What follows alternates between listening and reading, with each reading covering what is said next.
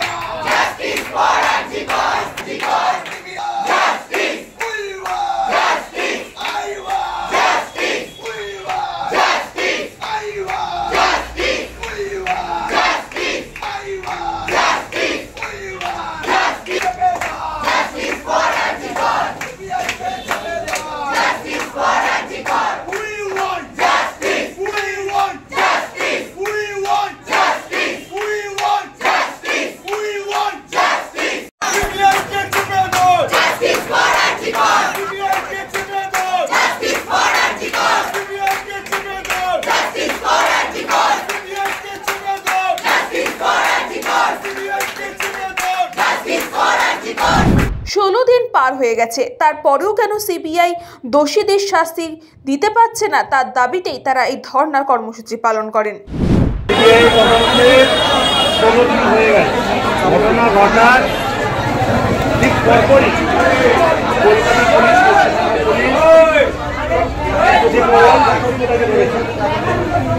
Kolkata police তদন্ত এগোচ্ছিল, কিন্তু তার মধ্যে সিবিআই তদন্তকে স্বাগত জানাই। আমরা বিশ্বাস করেছিলাম এই যে ভিন্ন ঘটনা, জঘন্য ঘটনা, এর বিরুদ্ধে প্রতিবাদ হওয়া দরকার এবং দোষীর শাস্তি চাই। 14 তারিখ যা রাজনৈতিক উদ্যোগে আমরা সবাই পথে নেমেছিলাম, আমরা পথে ছিলাম, কিন্তু 14 তারিখে আমরা বলতে পারলাম যে এদের দাবি প্রকৃতপক্ষে জাস্টিস চাওয়া নয়, এদের দাবি রাজনীতি করা। আজকে সেই রাজনীতি করার দাবি 14 তারিখ আরজিকর অ্যাটাক এবং বিভিন্ন জায়গায় হুলিগান থেকে প্রমাণ পাই। পরবর্তীকালে তৃণমূল কংগ্রেস পতাকা দলে তৃণমূল ছাত্র পরিষদের পতাকা দলে আমরা এই সেম দাবি রাখি। আজকে সিবিআই 16 দিন ধরে তারা তদন্ত করছে, আমরা তদন্তের এখনো কোনো অগ্রগতি দেখতে পেলাম না, এটা আমাদের সবচেয়ে বড় প্রশ্ন। আজকে বিভিন্ন বিরোধী দলের রাজনীতি করার জায়গা করে দিচ্ছে কিছু জায়গায় আমাদের মনে হচ্ছে। আজকে সিপিএম, বিজেপি এরা কখনো নিজের নামে কখনো অন্য নামে, যেহেতু তারা যদি নিজের নামে তবে মানুষ সমর্থন করবে না, তাই ছাত্র সমাজের নামে কিছু গুন্ডাদের পাঠিয়ে তারা অশান্তি কোথায় তারা করছে নবান্ন। কেন নবান্ন করছে? আজকে তারা জাস্টিস চাইছে নবান্ন, কিন্তু যখন কেন তারা সিপিও কমপ্লেক্সে করছে না, কেন তারা সিবিআই এর কাছে দাবি করছে না, আজকে এটা প্রশ্ন। তার মানে কি তারা আটকে চাইছে এই সকল কিছুর বিরুদ্ধে? যেভাবে নেত্রী মমতা বন্দ্যোপাধ্যায়, আমাদের নেতা অভিষেক বন্দ্যোপাধ্যায় দাবি তুলেছে, আমরাও সেইভাবে দাবি তুলছি। কঠোর থেকে তদন্ত শাস্তি চাইছি, সিবিআই বলুক তদন্ত কীভাবে এগোচ্ছে, কতদিনের মধ্যে সমাধান হবে এবং যারা দোষী তাদের কেন শাস্তি হচ্ছে না, আজকে এই দাবি আমরা রাখছি। আমরা বলছি দেরি করছে সিবিআই, আমরা কিন্তু ফাঁসিই চাই। ব্যুরো রিপোর্ট, নিউজ পঙ্গ টাইম।